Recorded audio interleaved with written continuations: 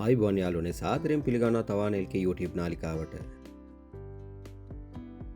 අද තවානෙල්ගේ YouTube නාලිකාවලත් එක කතා කරන්න බලාපොරොත්තු වෙන්නේ හරියට මීට අවුරුද්දකට කලින් අධිගණත්ව විදිහට වවපු TRI 4006 කාණ්ඩයේ තේ පැල ටික මේ වෙන විට මොන විදිහටද හැදිලා තියෙන්නේ කියලා. ගණත්ව තේ වගාවට අලුත් නිසා මම මේ සැරේ ඇත්තටම පේලි දෙකක් විදිහට තමයි වගා කරේ. පේලි තුනක් විතර වවන්න ගියේ නෑ. මෙහිදී පැල පේලි දෙකක් අතර දුර අඩි 4කටත් පැල දෙකක් අතර දුර අඩි 2කටත් පැලපේලි දෙක අතර දුර අඩි 2කටත් ඉදිරියට තමයි අරන් තියෙන්නේ. මම මේක පුරුදු වෙන්න තමයි වගා කරේ. මේකේ සාර්ථකත්වයේ බලලා ඊඩම අනිත් පැතිත් ඒ විදිහට වවන්න කියලා. මම මේ වගා කරපු පාත්තිය මද බෑවුමක් තියෙන නිසා මම මෙහිදී වල් ගලනකොට වල් ටික එළියට දැම්මේ නැහැ සහ ඊඩමේ සම්පූර්ණ වල් ගැලෙන්නේ නැහැ. අර අඩි 4ක් තියෙන ප්‍රමාණය මැද අඩියක විතර ප්‍රමාණයක් වල් ගලවන්න නැතුව තිබ්බා සහ පැල අතර ගලවන වල් ටිකත් මේ ඉතුරු කරපු අඩියක වල් ගලවපු නැති ටික උඩට දැම්මා.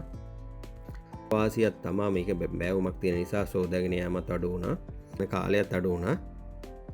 එතකම පැල අතර ගලවන වල් ටික මේ ඉතුරු කරපු වල් නෙරේට දාපු ගමන් ඒ වල් ටික මැරිලා යනවා වගේ තේරෙනවා. ඒ ඔයාලට බලන්න පුළුවන් මේ තේ වගාවේ. ඔයාලත් දකින්න නම් මේක මොන හරි අඩුපාඩු තියෙනවා නම් මටත් දැනගන්න කමෙන්ට් එකක් දාන්න. මේ 4006 කියන කාණ්ඩය මමම අතු ගෙනලා මමම තවන් කරලා තමයි මේ විදිහට පැල කරගත්තේ. ඒකත් මට ලොකු අත්දැකීමක් වුණා. මේ වීඩියෝ එකේ ලොකු දෙයක් ඔයාලට නැති වෙන්න පුළුවන්. ඒත් මම ලබාගත් අත්දැකීම මම ඔයාලත් එක්ක ෂෙයා කරගන්න හිතුවා. මේක පළවෙනි කප්පාදුව කරලා තියෙන්නේ. දෙවෙනි කප්පාදුවත් කරලා මම මේක මැෂින් කටින් වලට පුරුදු කරගන්න බලාපොරොත්තු වෙනවා. ඒ වෙනකොට මම ලබා ගන්න අත්දැකීම් සහ මේ වගාවේ වෙනස්කම් ඔයාලට ඉස්සර වීඩියෝ එකෙදි ගෙනෙන්න. ඉස්සරහට ගෙනෙන තවත් වීඩියෝ එකකින් හමු වෙනතුරු ඔබට සුබ දවසක්.